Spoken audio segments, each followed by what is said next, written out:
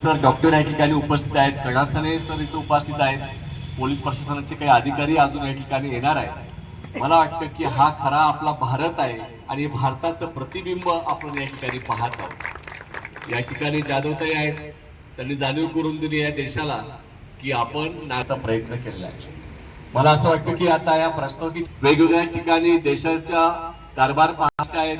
काही देश सर्व धर्माचं स्वातंत्र्यानंतर एका धर्मावरती एका जातीवरती हा देश चालणार नाही, तर भारताचा धर्म हा भारताच्या संविधानावर चालेल आणि म्हणून आपलं एक वेगळं महत्व जगाच्या पाठीवर आहे।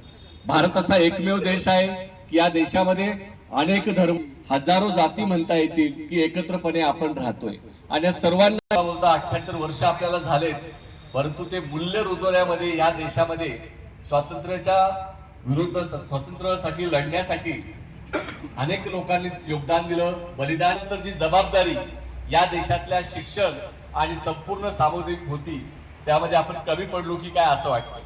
स्वातंत्र्याचा 75 वर्ष साजरा करत असताना आपल्या देशामध्ये आपण पाहत आहोत महात्मा गांधींच्या स्वप्नातला आणि संविधानाची सर्व मूल्य रुजवण्यामध्ये आपण कमी पडलेलो आहोत। याचे आपण नागरिक नक्कीच विचार केला पाहिजे। आणि ह्या आजच्या इफ्तार पार्टीच्या निमित्तानं नाशिकमध्ये कुंभमेळा होणार आहे।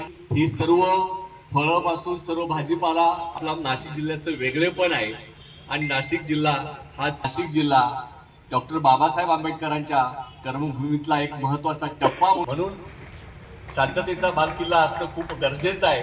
कारण आताच आपण पाहत आहोत इराक-इराणचं युद्ध, ज्या मुलांनी जन्म घेतला त्यांना माहिती नव्हतं शाळेतनं आपण घरी येऊ, परंतु ज्या पद्धतीने लहान मुलांवरती टाकून जो मृत्यू झालेला आहे तो सर्व देशाच्या नव्हे तर जागतिक पातळीवर सर्वांना मानवतेचं तत्व मानणाऱ्यांना